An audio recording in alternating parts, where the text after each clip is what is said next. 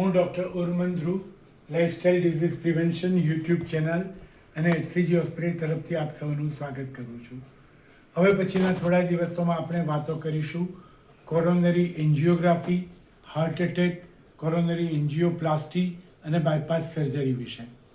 આ કેટલાક શબ્દો એવા છે જેનાથી આપણે સૌ દર્દી તરીકે ખૂબ ડરતા હોઈએ છીએ, એટલે એના વિશે માહિતી મેળવવી ખૂબ જરૂરી છે. એવું કહી શકાય કે ભારતમાં દર 7મી વ્યક્તિને હાર્ટ એટેક આવે છે. એટલે કોરોનરી એન્જિયોગ્રાફી શું છે એ માત્ર હાર્ટના દર્દીઓએ જ નહીં, ઘરના તમામ સભ્યોએ પણ જાણવાની જરૂર છે. તો શરૂ કરીએ. કોરોનરી એન્જિયોગ્રાફી એક ખાસ પ્રકારની તપાસ છે જેમાં હૃદયને લોહી પૂરું પાડતી નસો એટલે કે કોરોનરી આર્ટરીઝ, એમાં કોઈ બ્લોક કે અવરોધ છે કે નહીં એ તપાસવામાં આવે છે. આ કોઈ સારવાર નથી, તપાસ છે. દર્દીને હોસ્પિટલમાં દાખલ કરવામાં આવે છે, હાથ ઉપર એક નાનકડું ઇન્જેક્શન આપવામાં આવે છે, ત્યાં આગળથી આર્ટરીની અંદરથી અથવા તો પગની આર્ટરીમાંથી એકદમ પાતળું કેથેટર નાખવામાં આવે છે. આ તમામ પ્રોસિજર દરમિયાન દર્દી જાગતો હોય છે, વાતો કરી શકે છે અને પોતાની સામેના સ્ક્રીન ઉપર આ પ્રોસેસ થતી જોઈ શકે છે. એકવાર કેથેટર હૃદય સુધી પહોંચે, જે સ્ક્રીન ઉપર દેખાય છે, પછી એની અંદર એક ડાઈ નાખવામાં આવે છે.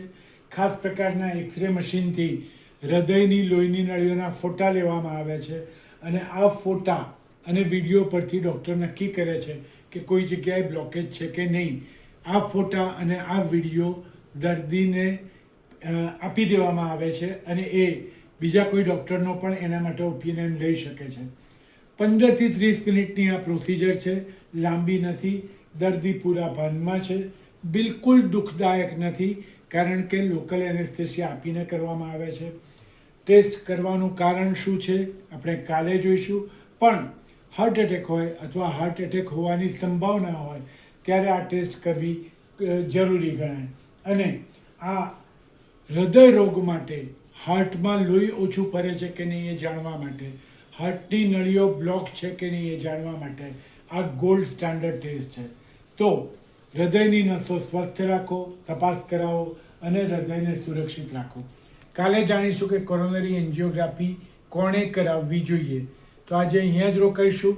કોરોનરી એન્જિયોગ્રાફી વિશેના તમારા જેટલા પણ પ્રશ્નો હોય 9327020958 ઉપર આપ પોસ્ટ કરી શકો છો. આ અઠવાડિયામાં અમે એના જવાબો આપીશું. નમસ્કાર, ડૉક્ટર ધ્રુવ.